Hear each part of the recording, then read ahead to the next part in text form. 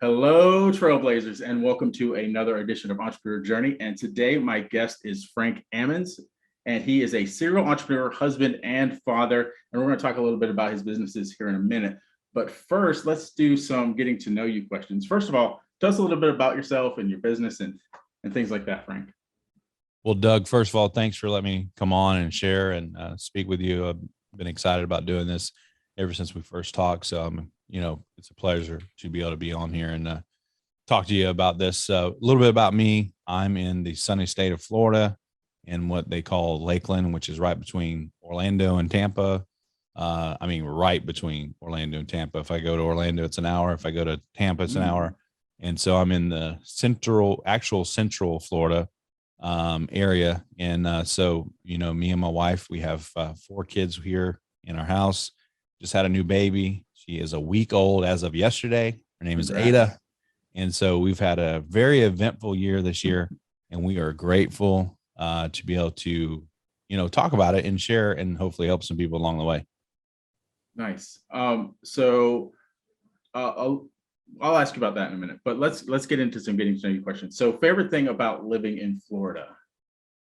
Favorite thing? Well, let's see. That's a good question. Favorite thing about living in Florida is probably, for the most part, is the beaches, and maybe a close second is the weather. If you ask me during the middle of summer or when it's raining for like 20 days in a row, I may not answer that. Right. Same answer. But for the most part, the weather, like right now, the weather's perfect. I mean, we're talking about high 60s, low 70s, breezy, that kind of thing. So it's perfect. But, midsummer, it's like scorching. The humidity's crazy. And then sometimes it gets on a rain, binge for, 20 plus days sometimes during the summer. So you got the combination of humidity and then just rain every afternoon. So sometimes it can be a little bit tough there, but yeah, Florida's got some great beaches and weather for sure. Yeah, I grew up there, and I know exactly what you're talking about. And I ran cross country, which my daughter runs cross country now. In the upstate, it's a lot different. The temperature when you're running in 90 something degree heat every single day, it's a little bit different. And then I can remember the rainstorms. Like you could actually see the line. Like you could come out of be driving and like half your car in the rain, half the car not in the rain. Yeah, for sure. It gets crazy. Real muggy quick.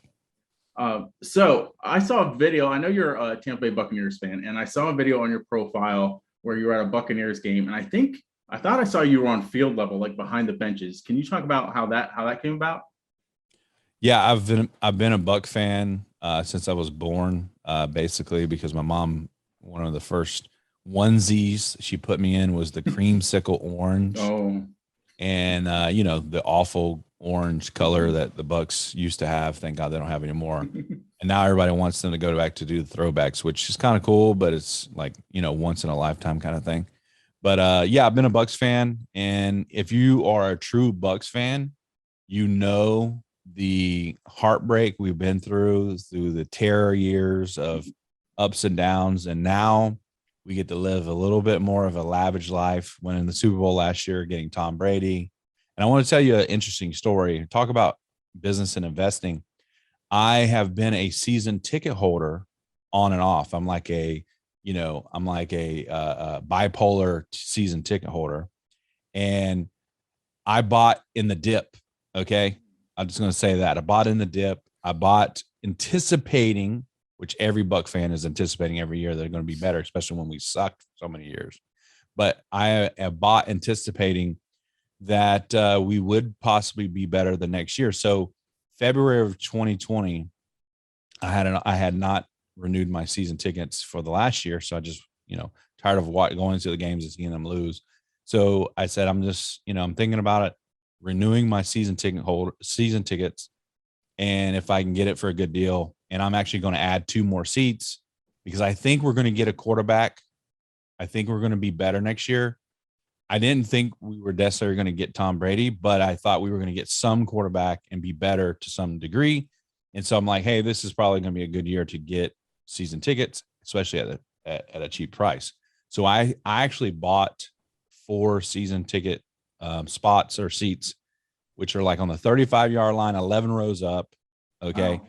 Like premier seats other than club seats. They're not club seats. Well, they're club seats, but not real club seats. But so I bought those 4 tickets in February 2020. 3 weeks later, Tom Brady signs. Okay. And so it's already a good investment, because like the 4 tickets at that time, you got to remember the Bucks had not sold out games for 10, 15 years. Wow. Okay. So I'm getting tickets on like pennies on the dollar, right? Because they're begging people, right? Wow. They're begging people to buy tickets, right? So 4 tickets on the 35-yard line was basically, like $2,500, okay, which is unbelievable, right? So Tom Brady signs 3 weeks later, and then of course COVID hits, and now season ticket holders have a choice whether we can get a refund or we can defer our tickets to the following year, which is this year, right? So then the Bucks win the Super Bowl. So now my tickets that I bought for $2,500 got deferred to this year after we won the Super Bowl, after we signed Tom Brady, and they asked for a premium add-on of $500, but that's it. So I'm paying a total of $3,000, and I sold the first game for $4,500. Wow. I've sold every game for an average of about $2,500. So talk about a great investment. I got real lucky because I bought the tickets on the dip, and I haven't went to one game. I actually have an 82-inch screen TV, and I'm making money every time the Bucks go to play at home. So just, I'm a real Bucks fan. I love them. I want them to win another Super Bowl. I don't think we're going to win another Super Bowl. I'm a realist when it comes to the Bucks, but that is my story. And that's why I'm really happy this year, because not necessarily because they're winning, but because I'm winning. Every time they have a home game, I'm winning, including the playoffs. They're going to have a home playoff game. I'm actually going to get those tickets too. And I'm going to be able to sell them as well. Nice. So that's my story. Sorry. That leads me to another question. I'm a much bigger college football fan, but I do follow pros a little bit. Who do you think is going to win if it's not going to be the Bucks? Man, the NFC is tough. I mean, I would say the Green Bay Packers, because they look so solid, but they've also loved to choke, in the NFC game at home. I think they've done that the last 2 years, with us last year and then the year before. It's hard to say because the playoffs is a different level of play. And the Bucks showed that last year. I mean, they were just a wild card team, barely getting in really. And, they were able to win 3 in a row and go back home and win. So whoever gets hot at the right time and starts playing and takes it. And that's the thing about the Bucks. I kind of feel like they're going to turn it on, but I don't know if it's still going to be enough because of injuries. We really got hit by the injuries. The Rams are kind of a sneaky team because we can't seem to beat them. I think we can handle everybody else, but you never knows. It's just, you get a break here and there. It's hard. So if I were to guess, I would probably have to say Green Bay. And I think Kansas City is actually going to make it back because they've kind of learned, from what they weren't doing so well. And I think that, because here's one thing that I will say that works in the playoffs is experience in the playoffs. If you have experience in the playoffs, you, especially at like key positions, you should go a little further. Like the Dallas Cowboys are good, but I don't think they have enough experience in the playoffs. They have more than Arizona Cardinals, so they think they'll beat them. And then of course we got the Rams, who are good, but I don't think Matt Stafford has a lot of experience in the playoffs because he played for Detroit for so long. But the Bucs showed, having Tom Brady, who was a great playoff quarterback, obviously winning 6 Super Bowls at the time, now 7, that takes you to another level. It can really push you through. So it's hard to say, man, but if I were to guess, it'd probably be Green Bay versus Kansas City. I do hope my Bucs make it back, and I did pick them to repeat at the beginning of the season, but now that I've seen what I've seen, I think it's going to be another team that takes it up. So nice. Well, I could carry this on for a while, but this is the entrepreneur journey. We don't want to turn it into a sports talk show, but I think Kansas City could definitely pull it out, and I think a sneaky pick is the Colts because they are kind of getting on fire a little bit. Yeah. So next question. You live in Florida. What's your favorite beach in Florida? Um, I think Clearwater Beach is my Mm. favorite because it's the closest, and two, we've stayed there the most. I mean, it's all a preference. If you want more waves, you go to the other side, the Daytona Mhm. side. If you want, closer, like what we do most of the time, we go to Clearwater or St. Pete or et cetera like that. So I think Clearwater Beach is probably win it for me. We prefer the Gulf too when we go down there. Destin, Siesta Key, Yeah. both of those beaches. I don't care too much for Fort Myers Beach, even though I grew up there. I've never been that one. No. So let's get into your journey now. I know you're a serial entrepreneur and you've had more than one business and you have more than one business going right now.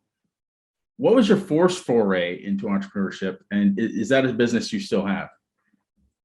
What was the question again? What was your first entrepreneur foray? And do you still have that business now? Yeah. I mean, I started off in sales and marketing like most people do. Marketing online, helping businesses, small businesses, and doing some sales.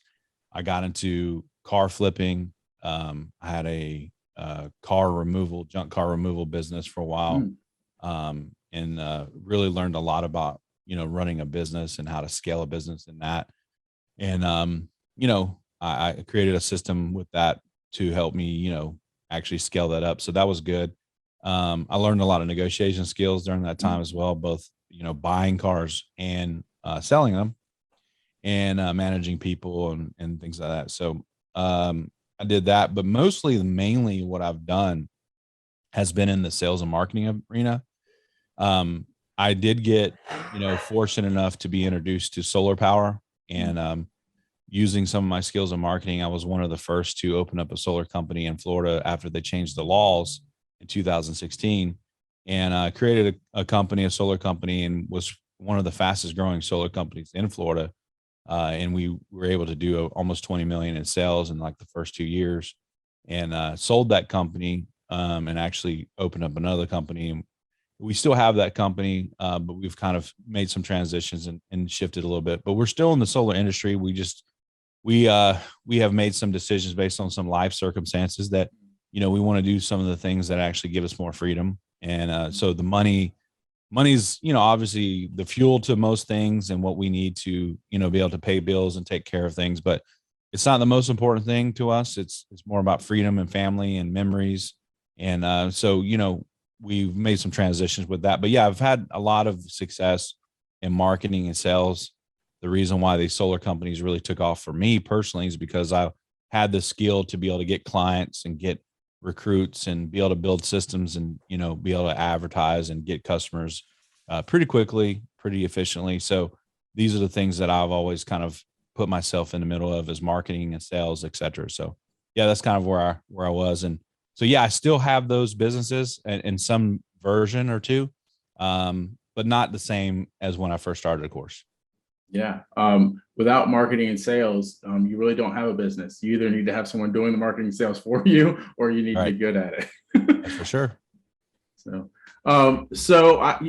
alluded to in a recent conversation that we had, of a recent struggle that you had. Can you expand on that? Yeah, well, I can tell you this year has been one of the worst years of my life, honestly. And I know that sounds very dramatic, but it's been a really tough year. And me and my wife lost our 15-month-old daughter, Destiny. She was premature, born less than a pound, and unfortunately she had chronic lung disease as a result, and she didn't make it. And that was devastating. It's devastating. It's heartbreaking. She was a big personality and really touched a lot of people's lives in a very short period of time. And so we've been dealing with that, and we've been processing that. And then I got COVID as well, and was in the hospital for 4 weeks. I was on 40, liters of oxygen a minute just to live. And so it hit me pretty hard. And but the good Lord above spared me, because during that same time, just so you know, Doug, there was guys younger to me, more fit than me, that didn't make it. had died while I was there. And so God found it in his, purpose and plan to keep me. And during that stay of 4 weeks, me and him had quite a bit of talks of what it is that he wants me to do. Cause obviously he spared me for a reason.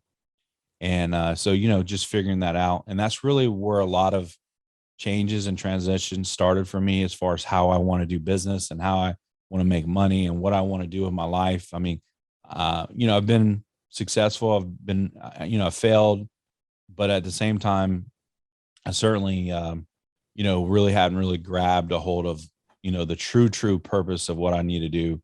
And when you go through what we've went through this year, I thought I had a good grip on it, but when you go through what we went through, it'll really open up your eyes and make you really evaluate things on a deeper level. And so some of the things that I'm doing right now and building and working on is a result of those experiences. So in a way, although they're heartbreaking and they're sad and they're hard, we're also grateful because it's allowed us to see things differently, that may have not been an opportunity for us to see things differently if these things didn't happen. So, so this has been a tough year, but I know that God has a plan, and he spared me for a reason, because I certainly am more special than those other guys who didn't make it, and many who have lost loved ones. I mean, I have classmates and everybody in this last year, with that new wave of COVID and stuff like that, tons of people dying, and so it's just, I don't, my point is like, he didn't have to spare me, but he did. And here I am. So I got to make the most of it. That's why I'm here. Well, thank you for sharing that. That's amazing. I'm glad that I was able to meet you recently, because that story really resonates with me, because God just definitely puts us through things to give us a different perspective on things. Yeah. And my family has been through not the same things, but similar things that you are tough when you're going through them, but when you come out of them, it gives you a whole new perspective of what God has for you. For sure. Definitely. So I also know you are a believer, as you just mentioned. So talk about how your faith plays a role in your business. Well, I mean, if you don't make God the CEO of your life, it don't matter if you're the CEO of your business, you're not going to go real far. And if your standard of success, even in that business, is money or achievement, or how many products you sold, or how many people you hired, and how many locations you have, or whatever your metrics may be, you may be able to see some wins in those categories. But the most important category is what you do to impact this world while you're here. And you only can figure that out when you understand why you exist in the first place. And you only can figure that out when you understand who created you and why he created you. So identity for me, and having God as the CEO of my life. And I got to admit, it can be challenging, right? It can be very challenging. I mean, anybody watching, I want to be honest with you. I'm not some super Christian here who's been perfect in every business adventure, keeping God the forefront every moment. I haven't.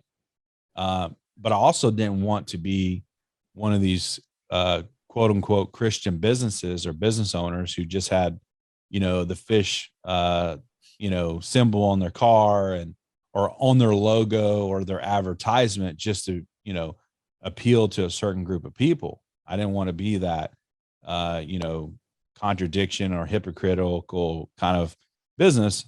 If I believe in God and I want him a part of my business, I really want him a part of my business.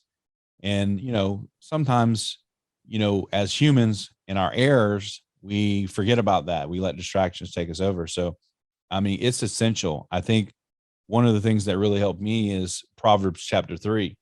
I think if there was any blueprint for business, or how to run business, or how to be as a business owner or entrepreneur in the Bible, it's got to be chapter 3, Proverbs chapter 3. Just read it, right? If you read it, I mean, he talks about getting favor with God and man. He talks about how to become wealthy and what to do with it. And, don't lean into your own understanding. Like, we are fools to believe our own, to drink our own Kool-Aid and think it's good. Right. So, I mean, that's my version, of course. It doesn't say Kool-Aid in there, but you know what I'm saying? Yep. So to me, I would suggest anyone who wants to do more along the lines of what God would want you to do in your business. Proverbs chapter 3 for me has been game changing for me. And it's actually, a way to really make sure you're going along the lines of what God intends for you to do as a business owner. And so that's what's important to me is Proverbs chapter 3. And I have to read it over and over again. I can't just read it one time and even memorize it. I need to read it because things change, distractions happen, and your emotions get in the way, et cetera, et cetera. So, it's essential to keep that in place. Nice. So let's go into your expertise a little bit. What do you believe entrepreneurs' biggest challenges are? Well, I mean, to keep it real simple, the entrepreneur's biggest challenge is themselves, right? I mean, I know that sounds very cliche and very simple to say, but the honest truth is most entrepreneurs, are just employees that they've hired themselves. I'll let that sink in for anyone who didn't catch it. But most entrepreneurs are just employees that have been hired by themselves, right? So I like to say it like this, Doug. I mean, a lot of entrepreneurs have PTSD, and I don't mean to, make light of the real PTSD, but obviously, I mean, entrepreneurs have PTSD, which for me, it stands for professionally trapped syndrome, stubborn syndrome, right? Or dysfunctional syndrome, right? So to me, it's like, hey, people get in this trap of when they're entrepreneurs, not understanding that they're their biggest hurdle to go on to the next level of their life, right? So, you ask what is the biggest challenge? It's really themselves. And I've found that when you, like as a coach, because I do a lot of coaching and client, helping clients see some things. Really, my job is, helping them see there's breakthrough within themselves. And all I do is hand them a mirror and tell them where to look. Right. And most people have the wrong mirrors in their life, right? They have people that reflect back to them things that are not necessarily accurate, or they don't have the right perspective of even the future.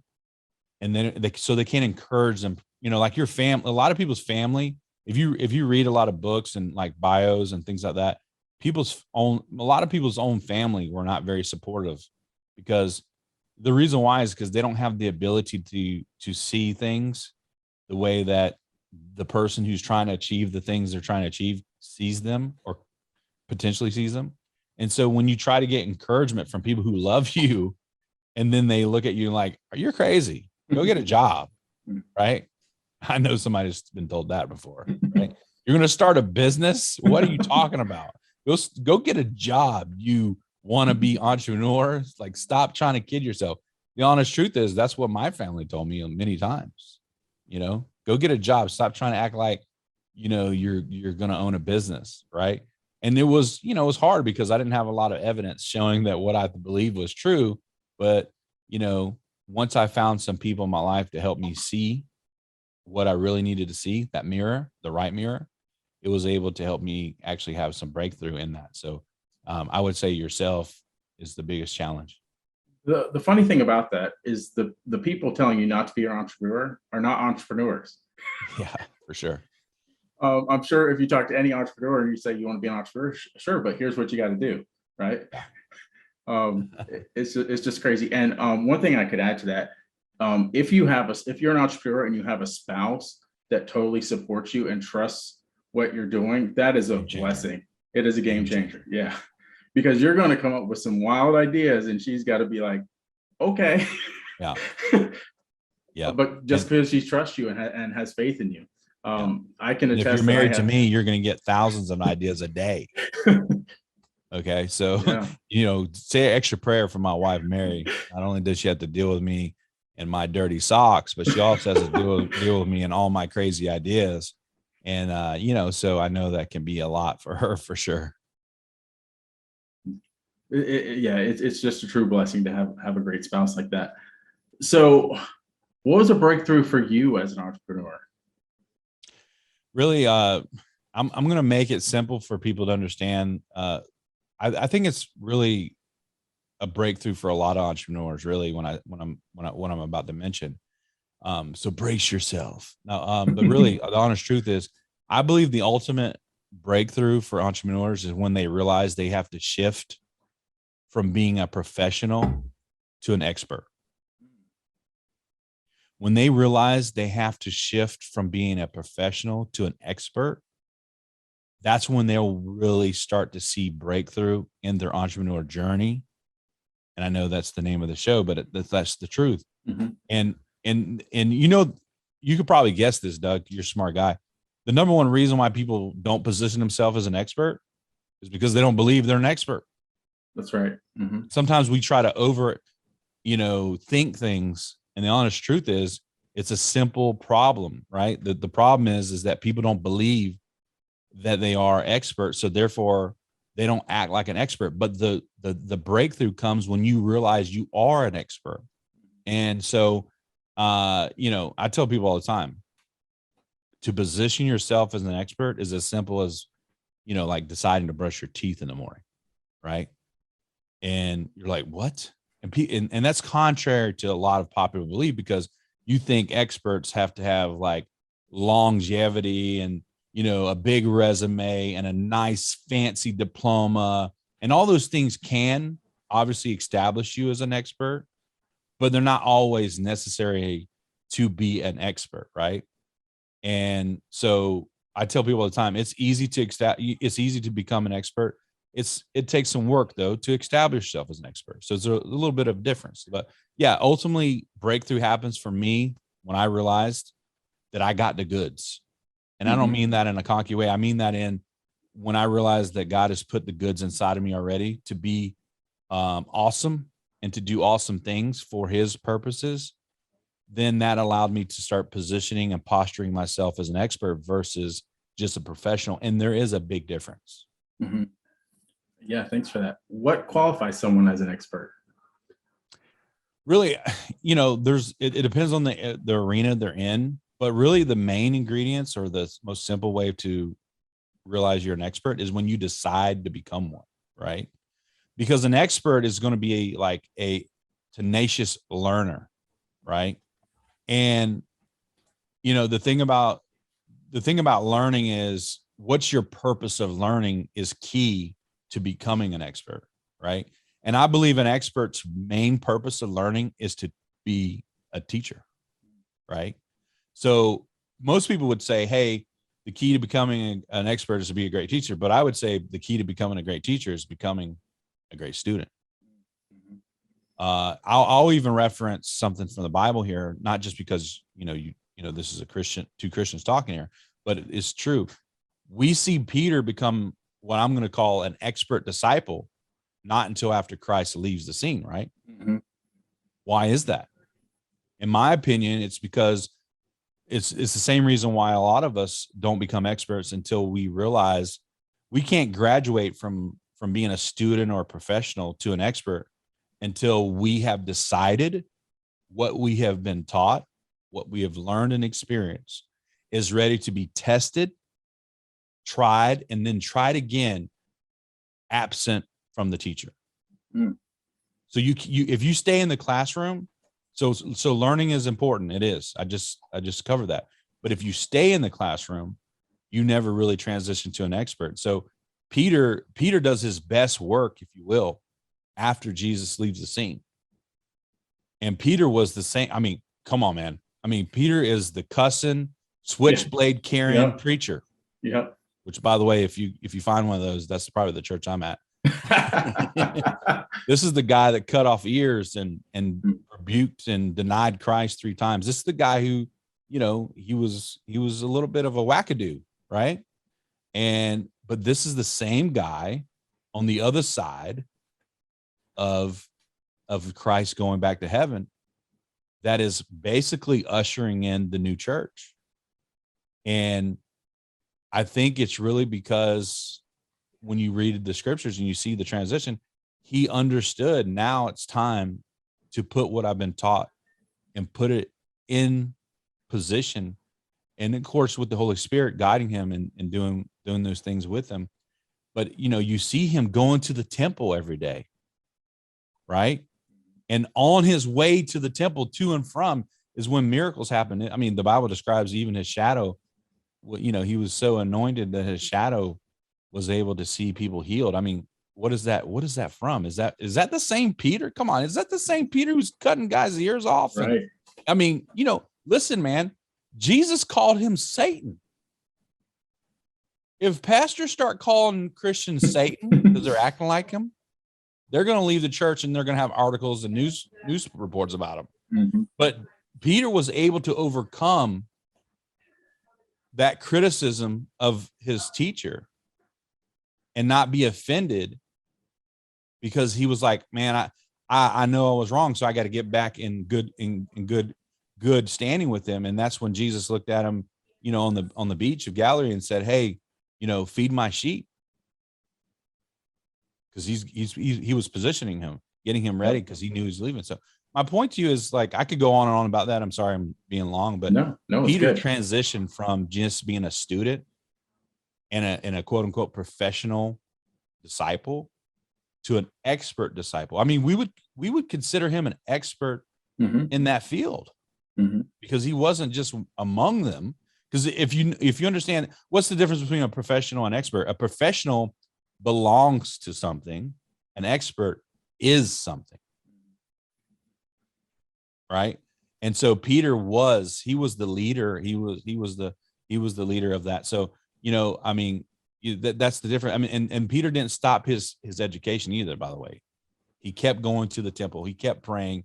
He kept, doing the things that it took to keep himself sharp. And that's what an expert does. And when you make that shift as an entrepreneur that says, I am an expert, and you decide that, and you start putting yourself in that position and start posturing from being an expert, you will be able to help people from a different point of view, because that's where conviction comes out. And conviction reveals passion and real experience, and it leads to persuasion, where just intellectualism reveals only the ability to learn, but not necessarily the ability to teach. Right. So that, those are the differences when I talk about expert. If you shift yourself to become an expert, it will be a game changer for your entrepreneur journey, for sure. One of the points that I like that you point out in there is that Peter never stopped going to temple, right? He never stopped being a student as well. Even though he was an expert, he also still never stopped being a student. And I think most experts that you look at, most anybody you think is successful, they're not done learning. They're still perfecting their craft. So absolutely, that's a great point. So how can someone become an expert? Well, I mean, I revealed a little bit of it.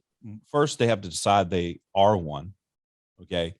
Second, they need to decide what, like, I don't know if you know Myron Golden. He talks about who do you want to be a hero to? Okay. Who do you want to help save? Right. I mean, when you decide that, maybe you're already doing that, or maybe you're like me, who needs to kind of like really hone in on who. It's going to be your best work. There's no better work than finding freedom and freeing people along the way as well. There's no better work. There's absolutely nothing that's more fulfilling than freeing people and having freedom yourself. So when you find the people you want to free and become a hero to, and position yourself as an expert to them people, that you are on your way to becoming an expert. So first, deciding you're going to become an expert. Second is definitely positioning yourself in the audience of who it is that you want to be an expert to and with. And I would say thirdly is, understand it's a big task to be an expert, because you have to constantly never stop learning, because you have to constantly give great value. Right. I look at it like this too. Another thing to becoming an expert is experts know how to navigate around things they're not an expert in. Right. And people dabble into things that they're good at when they shouldn't even be involved in it at all, right? And that makes you still a professional. I mean, expand on that a little bit. Yeah, when yeah. you say dabble into things that they're good at, because that might sound contradictory. Well, let me give you an example. Let's take the bald eagle. Let's take an eagle. An eagle consumes more than 80% of their food from the water, but yet they can't swim. I would call an eagle an expert fisherman. Yeah. Or fisher bird, if you will. Yeah. Yeah. But yet they don't swim because they're an expert at being a fisher, being able to fish, but they don't swim. So what they do is they know how to navigate around a situation so they can extract the best of what they need to sustain and to grow, etc. So an expert knows how to do that, right? When you most of us, if we were eagles as entrepreneurs, we would go and go get swimming lessons. Yeah. Yep. Yeah. I definitely see your point now. But an eagle is like, hey, my eyes can see beneath the surface, and all I need to do is come down on a certain speed. Right? I'm acting like I know what an eagle thinks. But, I just need to come down on a certain speed, and I just need to time it perfectly. And I can, grab this fish and the fish doesn't even know I'm even there. Right. I mean, how many times have we seen those videos on Discovery Channel or Net Zero or, National Geographic. Right. And it's like, how in the heck does an eagle do that? And the fish not just swim away. Right. But every time you see those videos and if the eagle is diving down, right, they're not diving down just to show off. They're diving down because they're about to grab lunch. Right? Ultimate stealth fighter. Yeah. So, and we would call them an expert because they do that, every day, all the time. Right. And so that's what I mean by that. It's experts know not to get involved in things that, they're not an expert in. So that leads me to my other thing. Experts know it is essential. They got to have other experts. So if you want to become an expert, you have to realize you have to be so self-aware that you are an expert. 2, your audience. 3, you do not get involved in things you're not an expert in. And 4, that leads you to, you got to have other experts. You have to. Right? Yep. So if you, and here's how you can do it, Doug. I'm gonna make it real simple. The fastest way to become an expert in anything is to hire an expert. True. Yeah. So there you go. Yeah. If you want to go slow, do it yourself. You've probably heard it a million times. If you want to go fast, hire a mentor or an expert to help you get there. So that's right. I want to touch on, you're part of the Entrepreneur Journey group, and you came into one of our Entrepreneur Connects and you just dropped fire on us. You added so much value to the group when you were on there. And one of the things that you mentioned was the difference between saying commitments versus goals. So can you touch on that a little bit, the difference between calling it a commitment and not a goal? Well, I'm certainly not saying goals are bad, but what I am saying is goals have been so overused and so saturated that we don't react the same to goals as a society, right? So we need to change it up, and our brain needs to be triggered differently. And so, it's not just a quote unquote playing words. It's actually the work behind that, right? I mean, I can go into scientific things about, the difference between certain words that trigger certain things. And it's a proven fact that, if the word triggers, oh, that's just another thing, then, it's not really triggering action. Then, it's not something you probably should continue to do if you're limited on action. So goals need action to be achieved.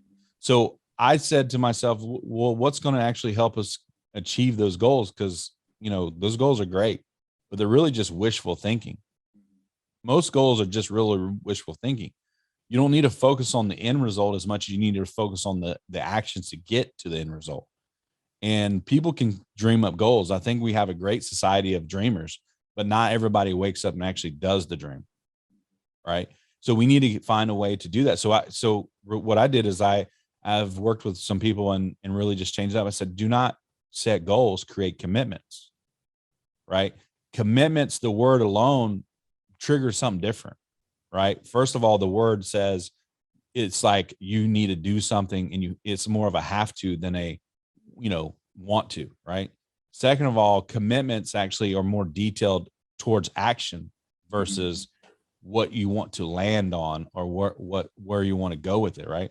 So again, I'm not saying goals are bad, but I highly encourage everyone to create commitments because those are the things that you actually need to do to get you. So for example, if you want to lose weight, the goal is to lose whatever and be whatever size or whatever your deal is, build more muscle and, et cetera, et cetera. But really that's great. But your commitment has to be to do A, B, and C to get there. Mm-hmm. So creating the commitments is going to get you the goal, right? So, I have goals, but really I focus on the commitments. So I create commitments. I encourage all my clients to create commitments. Anybody I'm coaching, teaching, training, we're going to write out commitments. All right. And I call them wild commitments, right? And the reason why I call them wild commitments, it's an acronym that helps me remember, helps everybody I teach remember. And I call them wild commitments because the W stands for writing them down.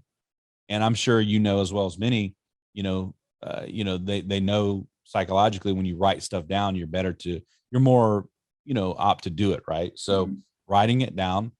The I stands for make them impactful, like, make it impactful. Like the commitment should be impactful, right?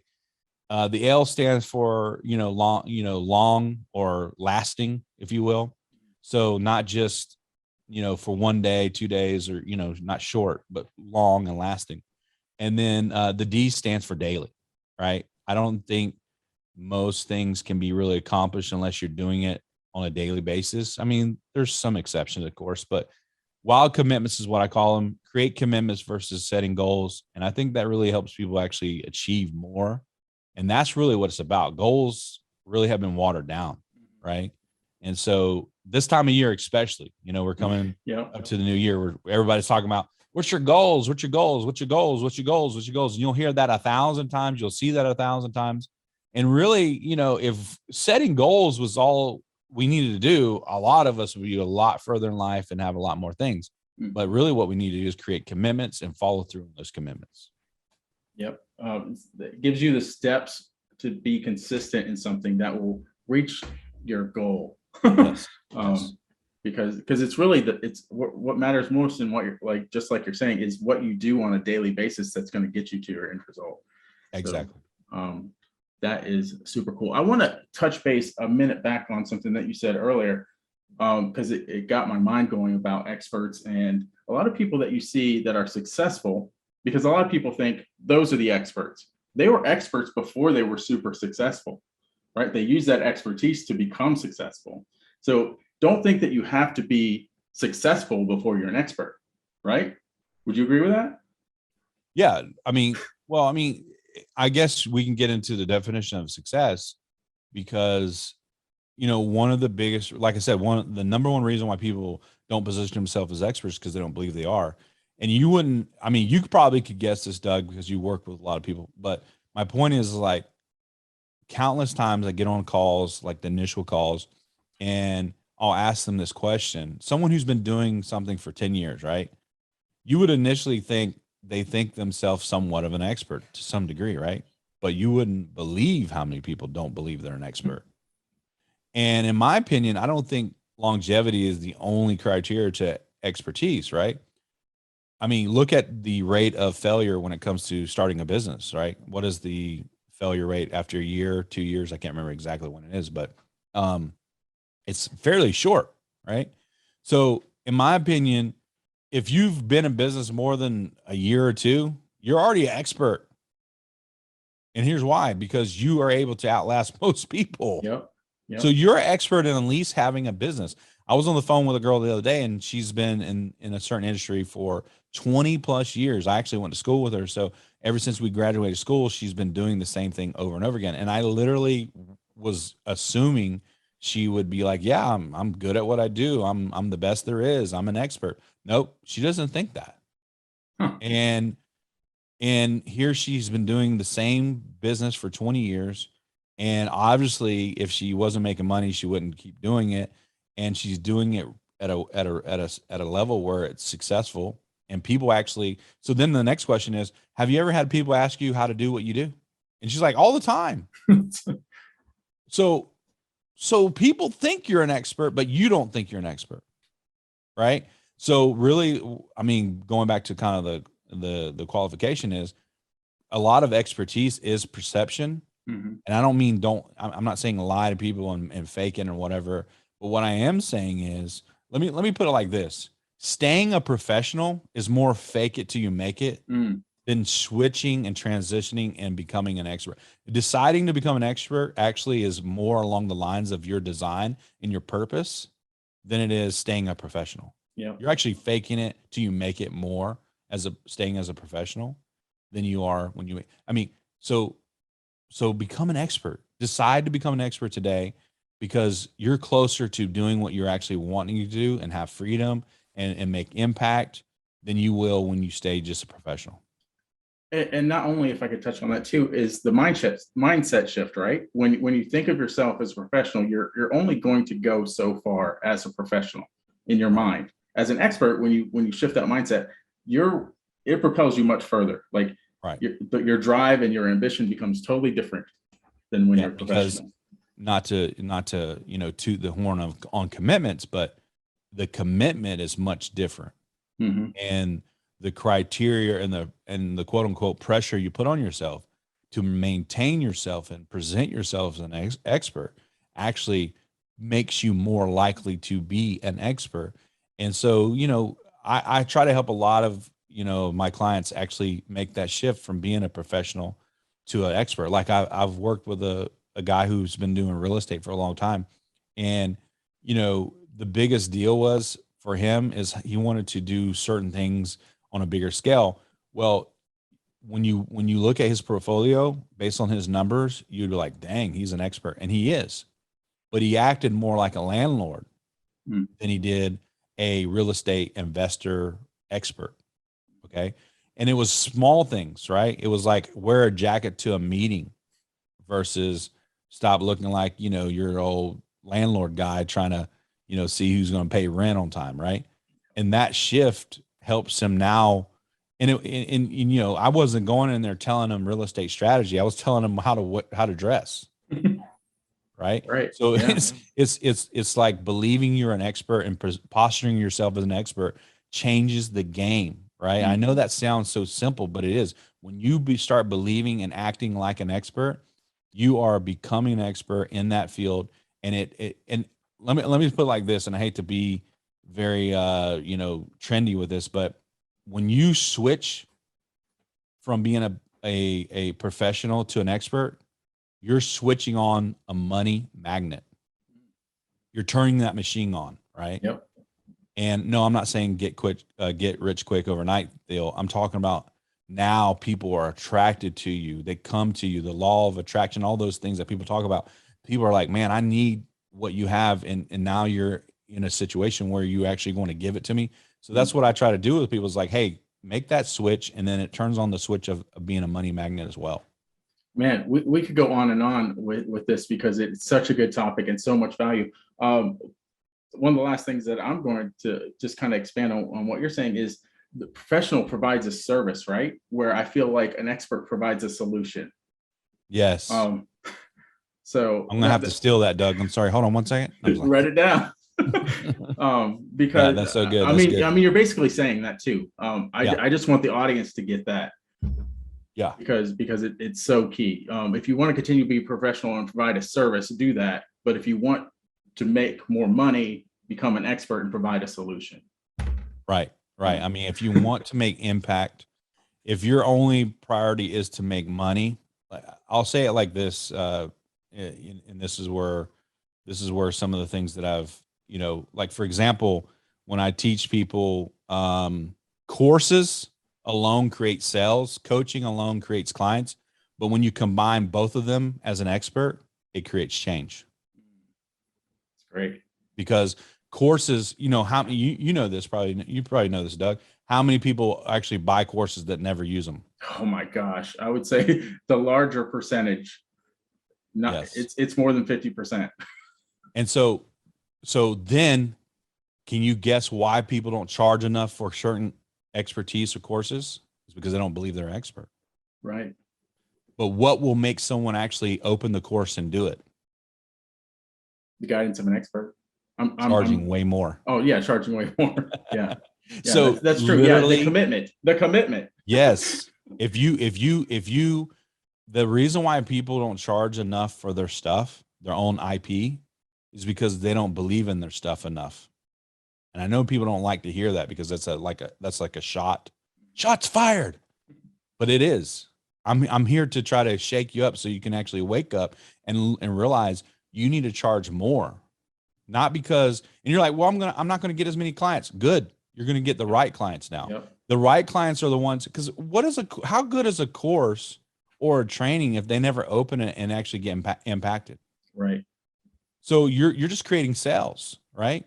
Which is great for revenue reasons. But if your priority is impact, if your goal, your commitment is impact, then you need to understand you need to do a combination of things and position yourself as an expert and charge more. And it's going to attract not only more clients or better clients, but it's also going to give you more margin. It's going to help you do more things, and you're actually going to see change, right? Yep. So anyways, I can go on about that too, but that is the biggest difference right there. Yeah. If you're in the life-changing business, which a lot of coaches and consultants are, you're going to change more lives. That's right. So you're not going to do that with a $49 course. Yeah, and we get the strategy. We understand. Yeah. We're trying to do an introductory of what you do, but just charge more. Put a one in front of that 49, or even 2 ones if you need to. Yeah. Do what you got to do, because listen, I'm going to tell you right now, one of the things I've learned recently actually is price actually reveals perceived value. Mm-hmm. Right? And people when you see something so cheap, they may buy it because it's cheap, but they may not never be impacted by it because it's like, oh, I can go get another one because it's not enough value in that price. So I mean, I can go on and on. So position yourself as an expert, you realize your worth, and your prices are going to follow that. Your time becomes your most valuable asset. And people who understand that actually will pay for that because they know the value in what you're going to do. So when you say, Doug, that experts solve problems versus professionals, just have a service, that is exactly it. Because it's like, hey, I'm getting in the weeds with you. So the reason why you're paying me $10,000 a month is not because I'm better than you. It's because an expert can really guarantee results where a professional can't. Right. It's hopes and wishes when you're a professional. Yep. But as an expert, I can guarantee results because I know my stuff. And plus I'm going to make sure that the solution gets there. Yep. That's why that's why as an expert, I can guarantee that. So it's a different ball game. So when I go back to when your question was, what's the breakthrough for entrepreneurs? It's when you make that shift to be an expert. I hate to simplify everything, but that is the truth. There's so much value in just in the simplicity of things a lot of times. Yep. Frank, it has been you've dropped so much value. I've come to know every time I interact with you, you're bringing heat. You're going to bring value. So thank you for doing that for the audience here at Entrepreneur Journey. Let people know how they can reach out to you and exactly how you can help them. And we'll provide links below to anything that Frank points out. I mean, the best way to get a hold of me is my website, frankammons.com. Just like my name spelled, frankammons.com. Right on the first page is book a call with me. I don't charge for my calls. Obviously, the reason I do a call is so I can find out if we can work together, if I can help you. I mean, there's some people I get on calls with, and let me tell you, when I get on calls, Doug, I try to give them solutions right away. Mm-hmm. It's not, let me tell you my price and then I'll give you a solution, right? It's more like I'm trying to change your life right then and there on the call. And a lot of people don't realize how powerful that is as an expert. I'm giving them solutions. So when you make a call with me, I'm going to try to find solutions and strategies for you right away. And even when I do that, that doesn't necessarily mean we'll work together, because maybe of circumstances or whatnot may not be a good fit, but at least we know, and everybody gets a little closer to a better decision. So book a call with me. I love to help anyone I can in the entrepreneur space. I've been through a lot of things. I've had failures, I've had successes. And I'm a believer that I can help people even in a 15-minute call change their life. And so book a call with me, and if we can work together, that's great. If not, I guarantee you'll be better after the call's over. Awesome. So thank you once again. And it's like I said, it's been marvelous, and just stay tuned for the next episode of Entrepreneur Journey. Bye.